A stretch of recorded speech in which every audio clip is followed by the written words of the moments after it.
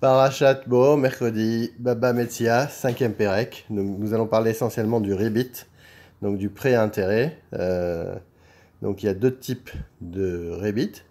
Il y a le Necher et le Marbit. Alors, le Necher, c'est un prêt classique à intérêt avec de l'argent.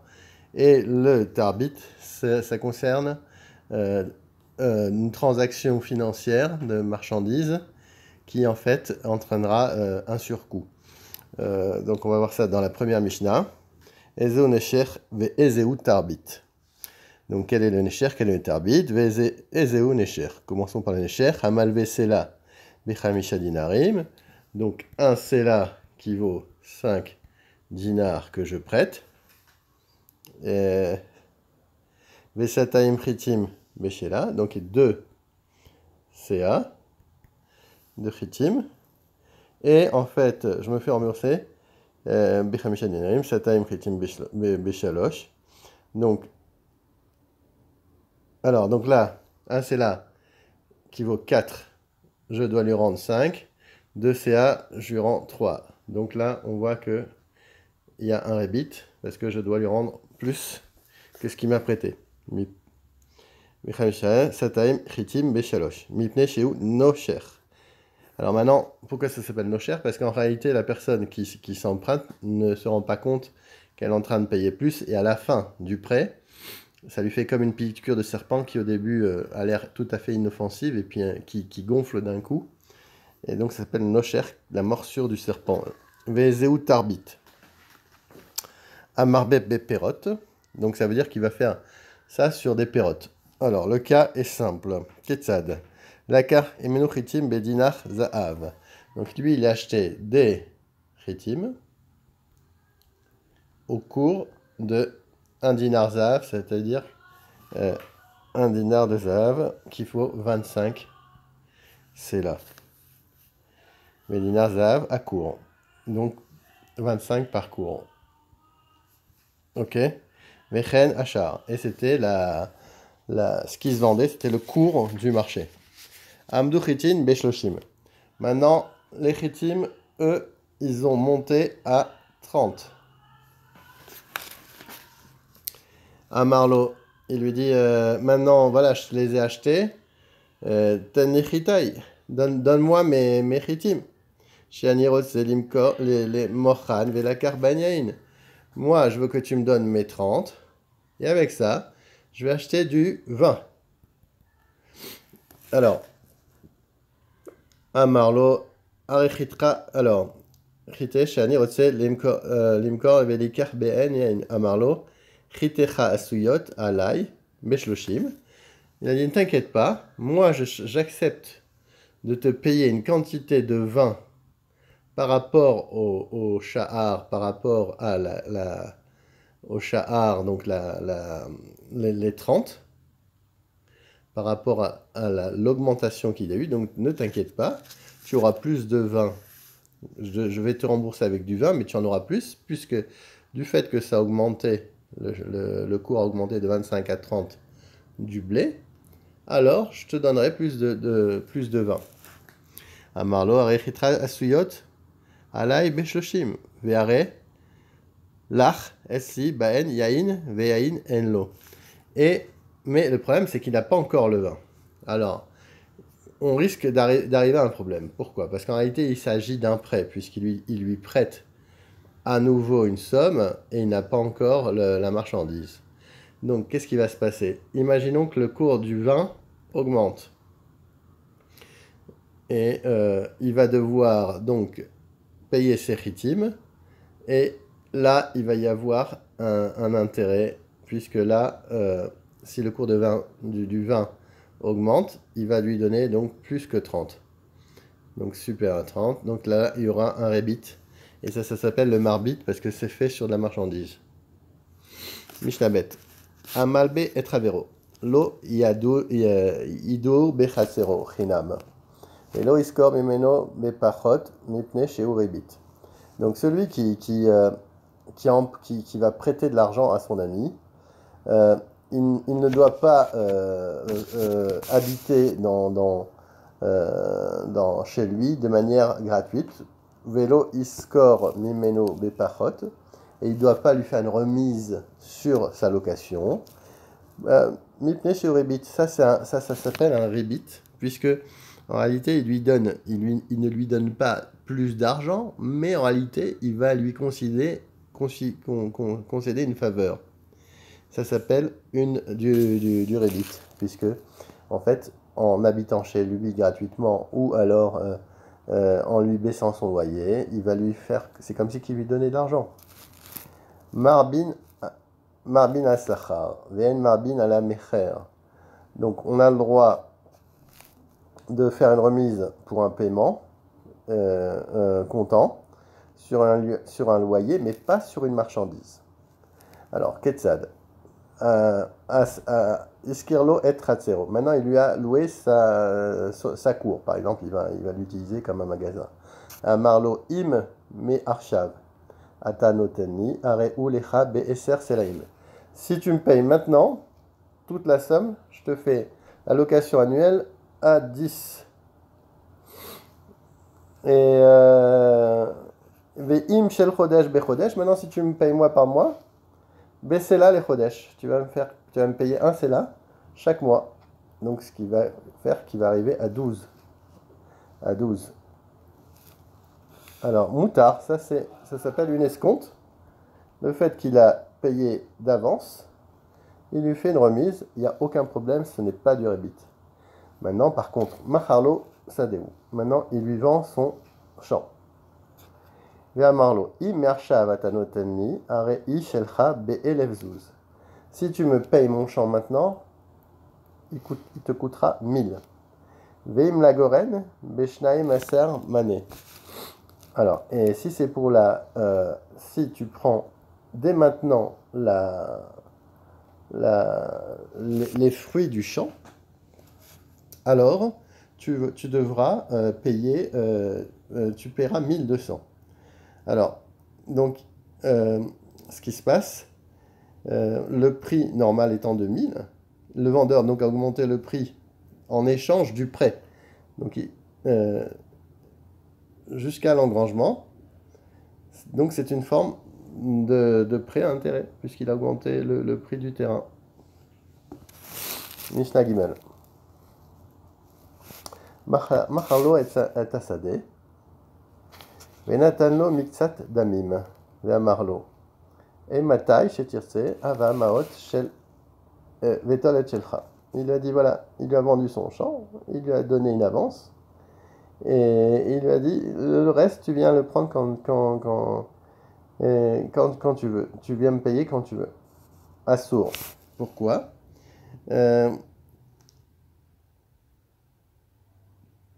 Parce que entre-temps, le vendeur, lui, continue à consommer les fruits. Donc le champ n'est pas encore passé dans les mains de l'acheteur. Donc comme il a les fruits, et donc c'est-à-dire qu'en réalité, il va profiter du terrain de l'autre. Et donc ces fruits-là sont des intérêts, puisqu'il va continuer à en prendre. Alveu al sadeu, ve'amarlo, im ata notenli mikan ve'at shalosh shanim, arei sheli, arei shelo, ve'chen haya betos benzonin, ose alpi chachamim. Donc il lui a loué son champ, et il lui a dit, si tu me donnes de maintenant de 0 à 3 ans, Mikan at Shoshimium Are Isheli. De 0 à 3 ans, tu as 3 ans pour me payer, ça reste dans ma propriété. Are Ishelo maintenant.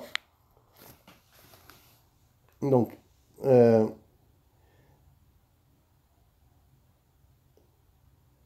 si tu ne me rembourses pas, pardon, c'est l'inverse, si tu ne me rembourses pas d'ici 3 ans, je reprends le champ, il m'appartiendra. Alors, c'est comme si, donc, il avait acheté le terrain avec l'argent du prêt, Et on voit que Beitos, donc fils Benzonin, il faisait ça avec le consentement des sages. Par contre, les fruits, il faut les laisser en attendant en dépôt chez un tiers, donc chez une autre personne, et ils reviendront à l'emprunteur, car que s'il paie la dette au prêteur, sinon ça sera du rébit. Donc il faut prendre tous les fruits et les mettre chez un tiers, donc chez une autre personne, euh, pour, pour ne pas que ce soit du rébit, et il les prendra une fois qu'il a payé son prêt. Mishnah Dalet. En moshivin chenvani les machatsit sachar. Velo iten maot likach baen perot les machatsit sachar. Alors, donc il va voir un commerçant et il lui dit, viens, on fait un business ensemble. Je vais acheter de la marchandise. Voilà, je vais acheter par exemple 100 de marchandises. Donc 50 plus 5, 50. Tu vas faire fructifier ça.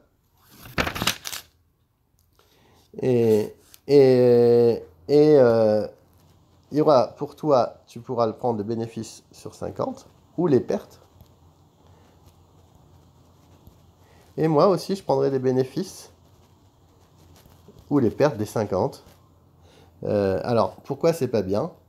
Parce qu'en réalité, le Khenvani, lui, c'est vrai qu'il n'a rien avancé. Il a pas mis d'argent dans cette affaire.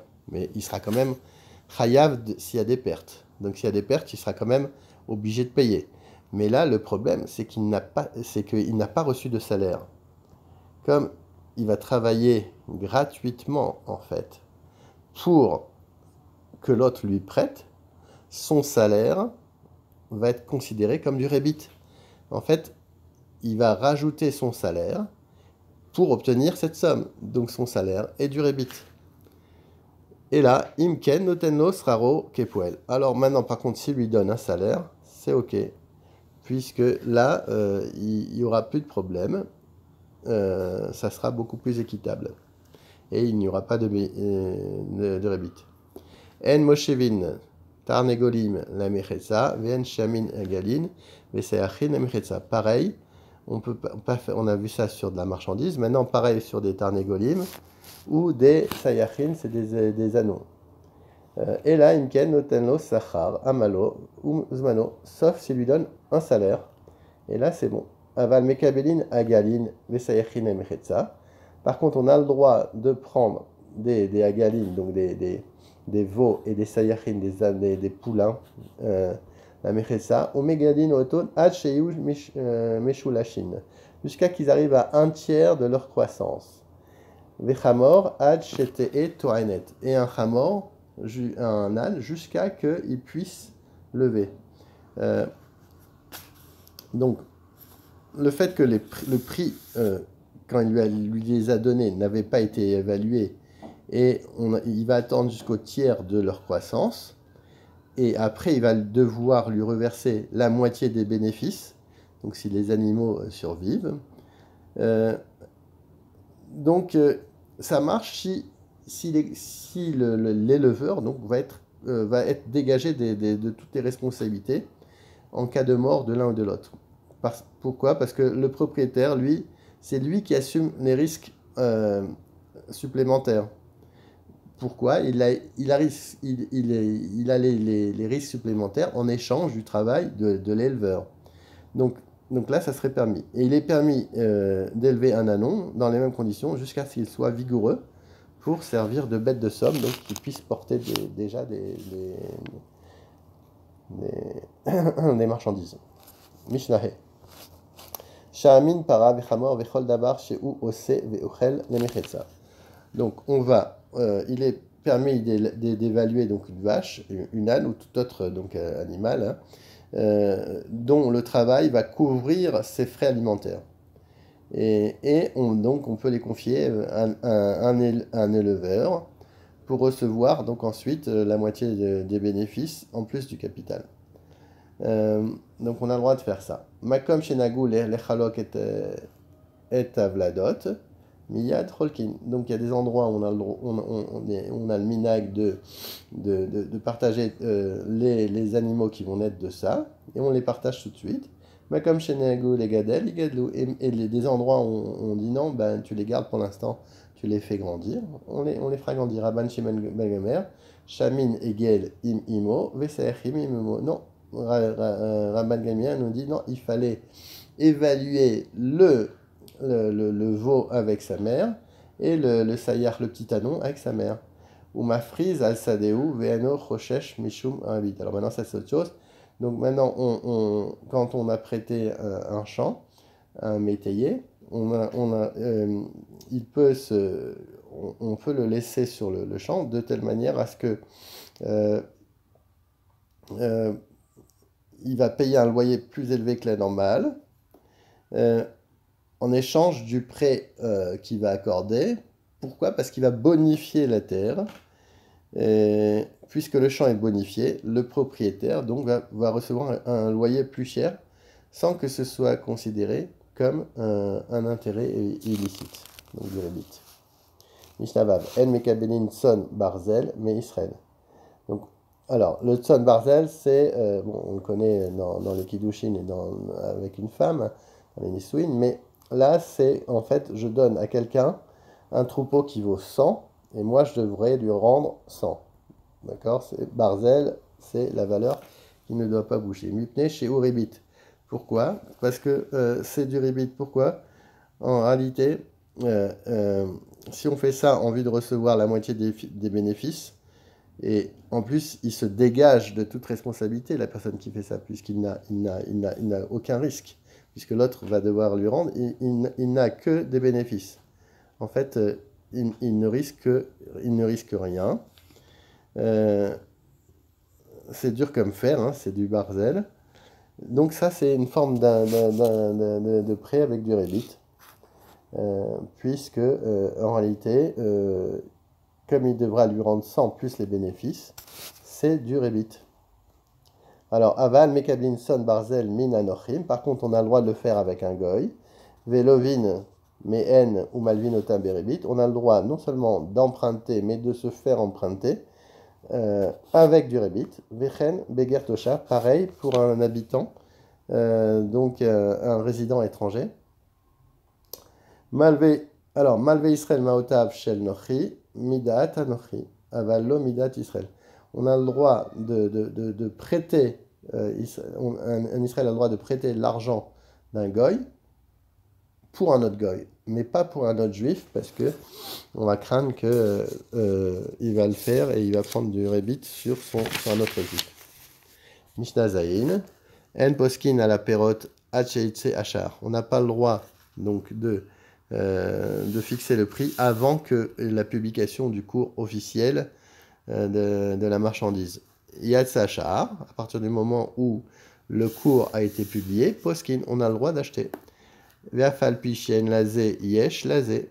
Et même si l'autre n'a pas encore la marchandise et l'autre a l'argent, on peut commencer la transaction. Aya utrila le kotsrin, posek imo al agadish. Lui, il était au début de sa culture, il peut déjà faire une transaction sur la future botte de foin qui va apparaître.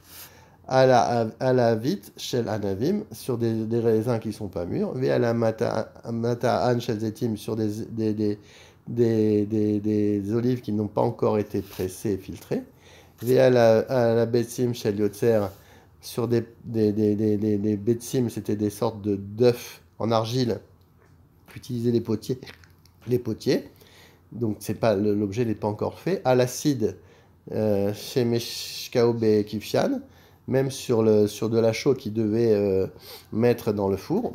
Donc tout ça, c'est des produits qui ne sont pas finis. Et bien malgré tout, il a le droit de les vendre avant. Posekimo à la zevel, kol yemot hashana, même sur du zevel, même pendant tous les jours de l'année. Rabbi aussi Omer, en poskin à la zevel, et la imken aitalo zevel be hashpa.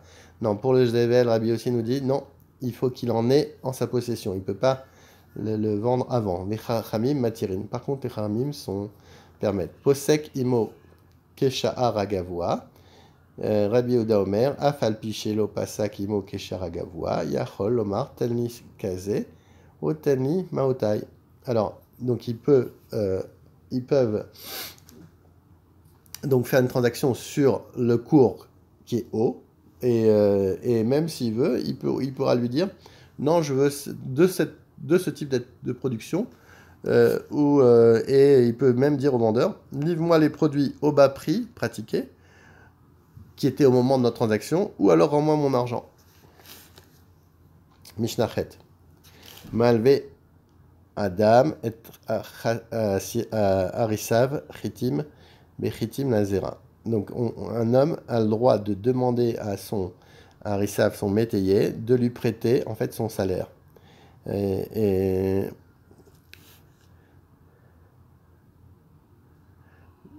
donc un homme peut prêter, pardon, l'inverse, à son métayer du blé en avance sur salaire. Avalo lechol. Mais pas pour. Si c'est pour planter, il n'y a aucun problème. Les eras, oui. Mais pas pour manger. Pourquoi? Parce que euh, s'il le fait, c'est pour le champ et pas pour lui. Donc là, si c'est pour lui, il y a un problème. Chez Rabban Gamliel, Alvé et Arisav, Chitin, Bechitin, Azera. Et on voit que Rabban Gamliel, lui, prêtait à ses métayers du blé pour planter. Beyoker ve Uzlo. Maintenant, quand c'était. Quand le cours était cher et il a baissé au Bezol ve Ukro, et quand il était bas, il a monté. Notel men Charazol. Lui, il prenait sur lui de faire payer toujours le cours le plus bas. Pourquoi? Parce que c'était un tzaddik et vélo mipne chez Alachaken. C'est pas parce que l'alcha était ainsi. Et là, chez Ratza l'achmir alatzmo, parce qu'il prenait la chumra de prendre le désavantage toujours pour lui. Mishnatet. Lo yomar adam lechavero. Elveni kor chitim. Un homme n'a pas le droit de dire prête-moi du blé et moi je te le rendrai la même quantité à l'époque de l'engrangement. Pourquoi? Parce que le prix peut augmenter et alors il peut y avoir, ça peut être considéré comme un prêt intérêt. Aval Omerlo, il veni ad sheyavo beni. Il peut lui dire prête-moi jusqu'à que mon fils arrive, au HMC jusqu'à que je trouve la clé. Ve Hillel, au cerf. Et mais Hillel, il interdit même ça, parce qu'il dit, même si c'est sur une période très courte, c'est quand même lui hérite. Ve Renaya Hillel Omer, l'otalve Isha Kikar, Echaverta, Sedamim. Même une femme n'a pas le droit d'emprunter à sa copine une miche de pain. Pourquoi? Parce que de peur que le cours monte et Shema Yokriu Achitim Venimseu Beot les Derebit et ça va faire un prêt à intérêt. Mishnah Yud. Omer Adam et Chavero. Nakesh Imi ve Nakesh Imcha. Viens, on va bêcher. Je vais bêcher pour toi, toi tu vas bêcher pour moi. Edor Imi ve Edor Imach. Viens, on va élaguer ensemble. Toi mon champ et moi ton champ. Vélo Yamarlo, alors là il a le droit de faire ça. Par contre, il n'a pas le droit de lui dire Nakeshimo ve'edor imcha. Toi tu vas bêcher et moi je vais élaguer pour toi. Edor imi ve'nakeshimcha. Pareil, collier. Pourquoi? Parce que là il y a un échange de travail qui n'est pas le même. Alors il se peut qu'il y en a un qui vaut plus cher que l'autre. Collier me garid echad. Donc il faut que ça soit à la même période de la saison. Collier me revia. Pareil, revia c'est les pluies. Echad. Lo yomar, lo. Il a pas le droit de lui dire. Harashimi begarid, veani cheresh imcha berevia. Il n'a pas le droit de dire tu vas labourer avec moi en automne et moi je ferai ça avec toi en hiver. Pourquoi? Parce que c'est plus simple de labourer en hiver, donc il va perdre quelque part, il va payer un travail qui est moins cher et donc c'est que tu rébites. Rabban Gamliel Omer, yesh ribit muk demed, yesh ribit meucheret. Donc Rabban Gamliel nous dit il y a deux types de ribit. Un qui est muk demed qui se paye avant et un qui se paye après. Ketzad. Natan ena velvot emeno veaya meshaliach lo veomer bishvili chez talveni zo iribit muk demed. Alors il lui donne en fait pour que l'autre lui prête, il va lui donner quelque chose. Et donc ça, c'est du rebit mukdemet. Alors, Vayam et Shaliach, alors, mukdemet. Laze emeno verzirlo et maotav. Vayam mishloachlo ve'amar bishvil maotecha shayu metelot esli. Zohi rebit mouchet. Maintenant, si elle lui donne à la fin du prêt, il lui donne un cadeau ou de l'argent ou n'importe quoi, là, c'est un rebit miuchar, c'est un rebit qui vient après. Rabben Shimon, Omer. Yesh rebit devarim, velo yomarlo. Il y a même du rebit dans les dvarim, dans les paroles.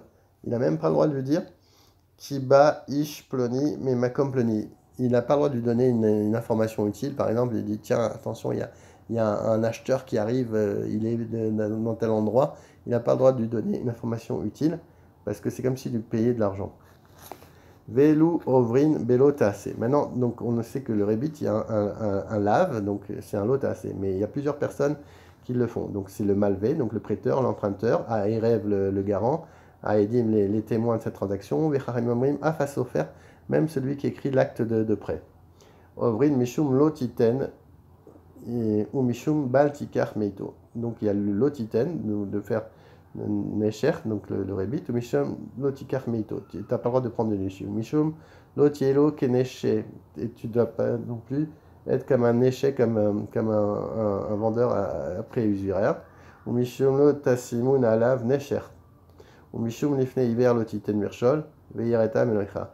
Et parce que aussi c'est une mirchol, et aussi parce que tu dois craindre ton Dieu, donc ça fait beaucoup de la vigne. Donc effectivement, il vaut mieux s'abstenir de prêter à intérêt. Bonne journée.